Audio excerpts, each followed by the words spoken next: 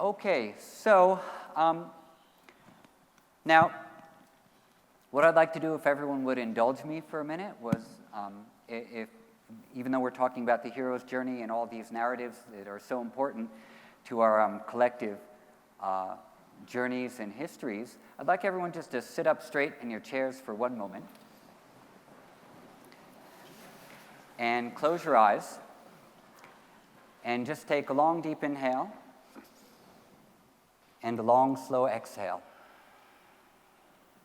And then just for fun, we're going to all chant the sound of Om together. I know we're in a synagogue. The last time I was here, actually, I performed a Hindu wedding. So this is okay. We're not going to get in trouble, all right?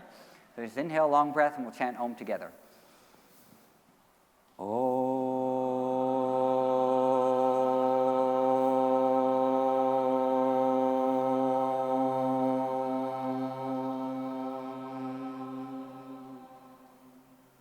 That was awesome. Let's do that one more time.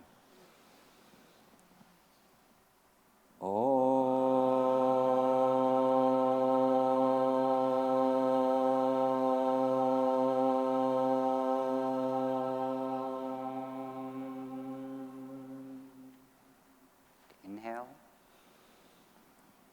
and a relaxed exhale. And then open your eyes. Okay.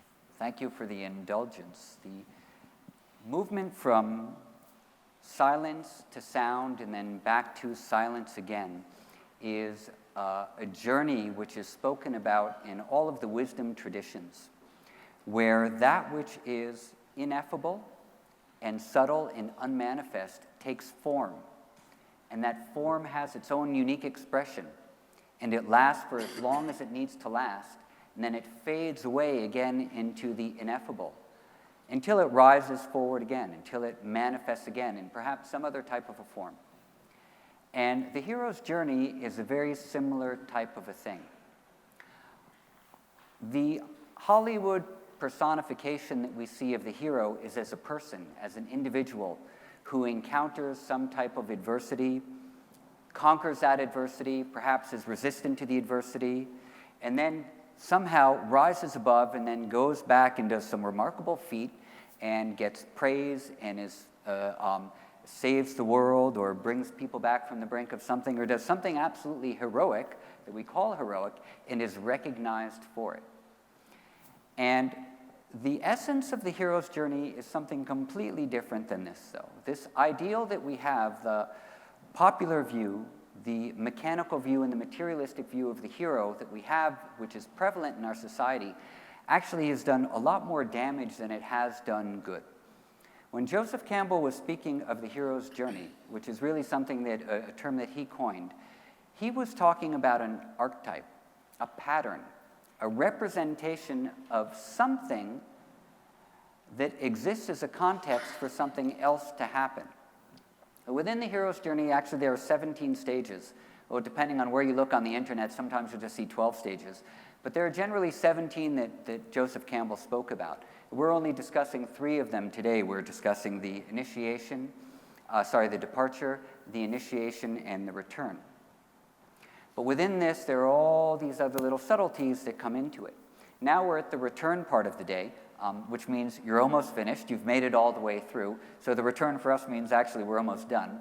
But for the hero, what the return means is that they've learned something from their journey and they've brought it back to society. And then they give back. Right? Do they give back? No, they don't give back at all. In fact, this is one of the things which slips into our minds when we have this whole westernized idea and this mechanical and popular idea of the hero's journey. We think the hero does something great and gives something back to society. The phrase giving back is actually a terrible phrase as far as I'm concerned. It's a phrase that I don't like this phrase giving back. Whenever I hear someone say, I'm giving back, I think to myself, just stop taking so much. And if you would just stop taking so much, you wouldn't feel the need to assuage your guilt by giving something back. Okay? That's not what we're doing. That's not what any of us need to do. And in the charitable world, you see there's big philanthropy industry in America where people are making a lot of money off of philanthropy. They have all these, and yes, it's good and everything. We're helping a lot of people. But still, philanthropy has become another industry whereby people who have a lot of money can assuage their guilt by taking too much, by giving something back to people who have less. And really, it's a bad model. So why give back? Don't give back. Don't even give. Okay, that's not what the journey is about. It's not about anything like that. What happens is the person or the hero is in this mundane existence. They get challenged by something. And in this challenge, they have the opportunity to do something.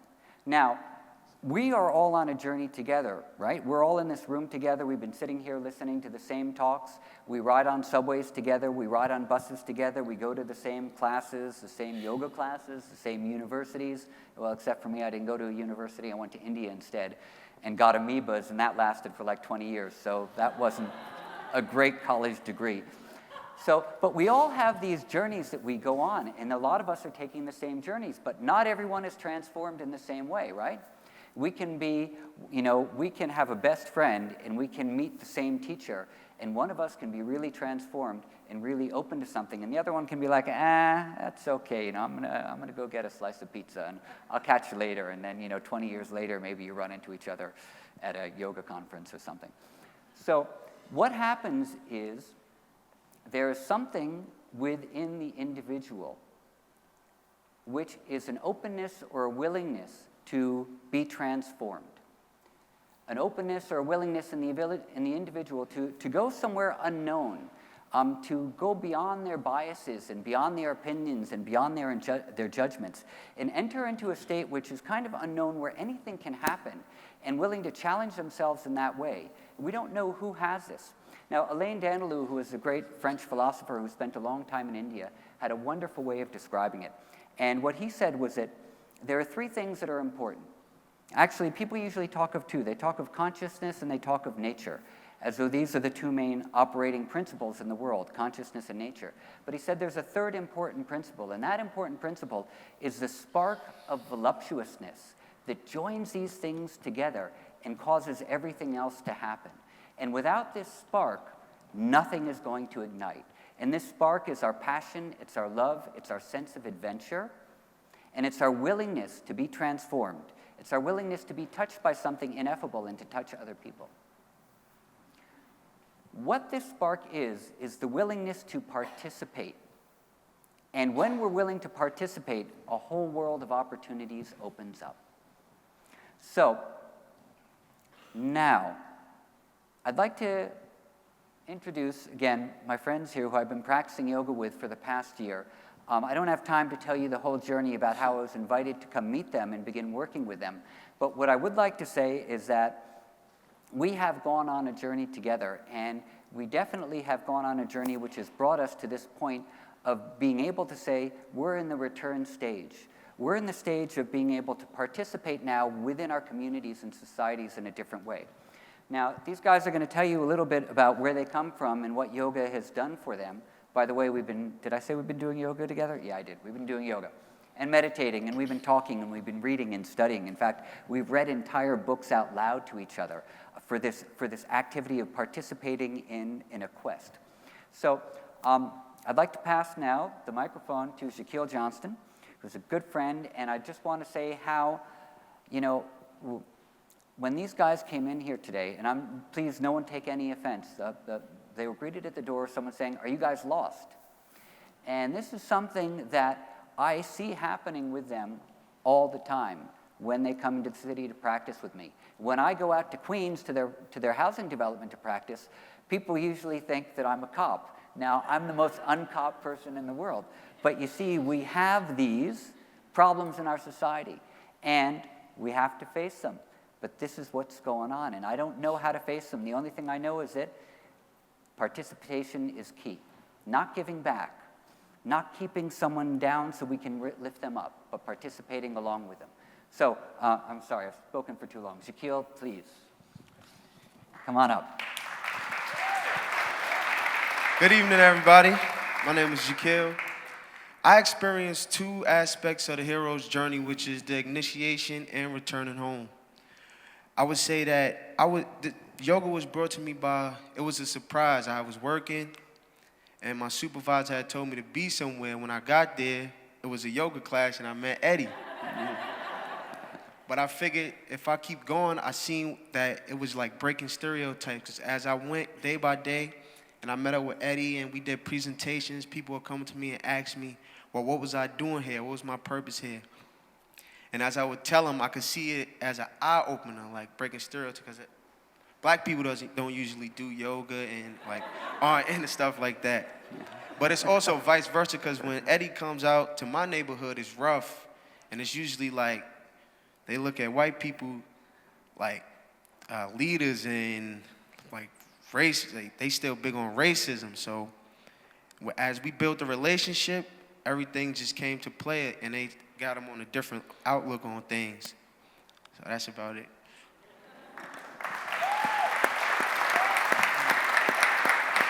How's everybody doing? So I'm gonna speak on behalf of the whole group. Our mission is to plan to shift the attention away from negativity such as gun violence, drug abuse, police brutality, and just being African American alone is some things we suffer from. So we're using yoga as a tool to transform our communities and other communities similar to the same issues we suffer from, and also to get in touch with your individuality more, and also gain a type of discipline so that we can have a peaceful and better environment and atmosphere to live in.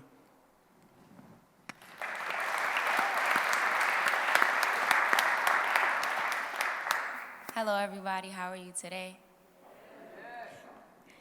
A lot of the kids in our community, a lot of them don't have a mom with a dad or a dad with a mom, or, you know, they're exposed to guns and they're exposed to the drugs and all of that. And when you're exposed to stuff like that, like, your mind is not in the right place. It races from what is right and what is wrong. And coming to do yoga and, you know, meditating and actually having your mind go from a marathon to going in a slow pace in your head, it helps you think about things and, you know, put things in a better aspect than, you know, what you see in a daily basis.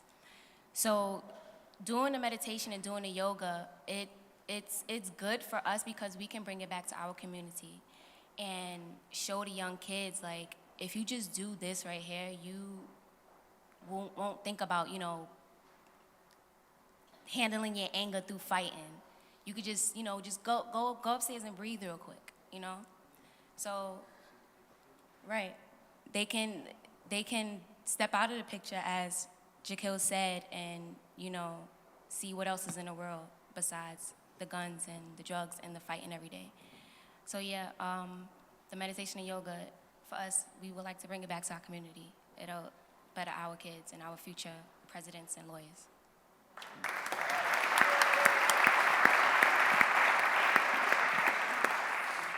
Good evening, everybody. My name is Ronnies Story, and my little story is a little different from my people up here. Well, I joined yoga because I have a very bad temper problem. So when I first got to yoga, I didn't like it. Right. I didn't like it, but as I kept going, I found peace in myself. Like, I started to think before I react, and I started like meditating more, just to learn myself instead of always exposing and doing negative things in my community. So I take yoga and use it as a tool to help the people in my community with the same attitude I have. I try to pass it on and help them so they won't end up hurt or in jail or anything like that. Now, I know we're out of time, I know. Do they have time to do the demonstration? 3 minutes? Yeah, okay, good. So we're going to do a yoga demonstration. It's going to be 3 minutes long. The music was written by Tyrell Carter, who can't be here today. Had a death in his family. He had to go to D.C., so we shout out to Tyrell, Prince Carter. And the music is written by him. These guys have been writing music to go along with the yoga. And we're going to start. Okay, the name of the song is Voltron. Here we go.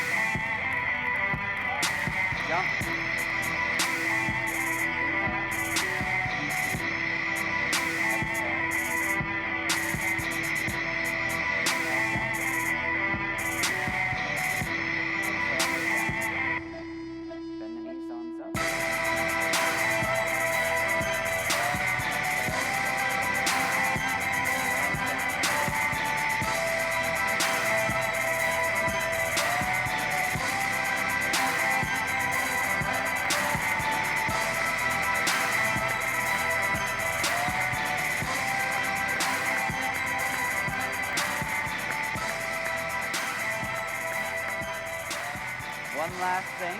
Today, Rahim's 24th birthday.